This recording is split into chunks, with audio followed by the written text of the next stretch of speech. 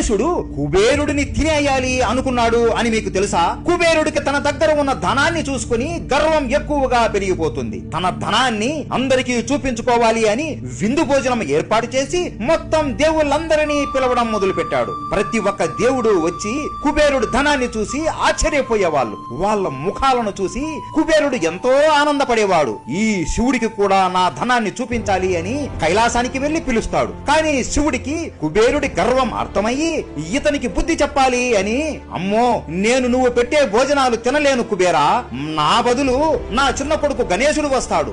గణేశుడు వస్తే మేము వచ్చినట్లే, నువ్వు అతని ఆకలి తీర్చు చాలు అని నవ్వుతూ అంటాడు. కుబేరుడు గణేశుడును చూసి నవ్వుకొని ఇతని ఆకలి చిటికలో తీరుస్తాను అని, సరే స్వామి అని గణేశుడిని తీసుకుని వెళతాడు. గణేశుడికి తన ధనాన్ని బంగారాన్ని చూపిస్తుంటే, ఏహే ఇది నాకెందుకు కుబేరా, ముందు భోజనం పెట్టు అని అంటాడు. కుబేరుడు సరేలే ముందు తిను, తరువాత నా ధనాన్ని చూపిస్తాను, తరువాత నువ్వు వెళ్లి మీ తల్లిదండ్రులకి నా గొప్పతనం చెప్పు అని అంటాడు. గణేశుడు ముందు రకరకాల తిండి పదార్థాలు పెడతారు. ఒకేసారి అటు తిరిగి ఇటు చూసేలోపే మొత్తం భోజనం అవగొట్టేసి ఉంటాడు. అలా భోజనాలు పెడుతూనే ఉంటారు. గణేశుడు తింటూనే ఉంటాడు. ఎన్నిసార్లు పెట్టినా ఇక చాలు అనకుండా తింటూనే ఉంటాడు. కొంతసేపటికి వంటగది మొత్తం ఖాళీ అయిపోతుంది. కుబేరుడు భయపడుతూ గణేశుడికి చెప్పగా గణేశుడు కోపంతో, నువ్వు పెద్ద గొప్పవాడివి, నాకు అంత ఉంది నాకు ఇంత ఉంది అని అన్నావు కదా, నా చిన్న పొట్టకి ఉన్న ఆకలి కూడా తీర్చలేకున్నావు,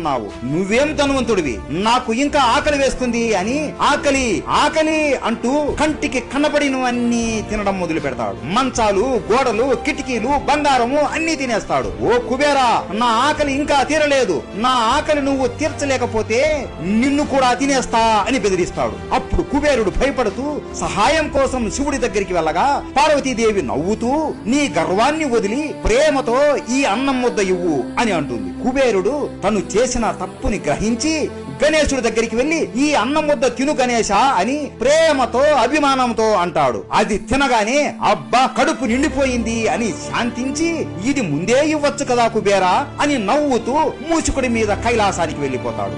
గణపయ్య అంటే మీకు ఇష్టం ఉంటే గణపతి పప్ప మోరియా అని కామెంట్ చేసి సబ్స్క్రైబ్ చేసుకోండి.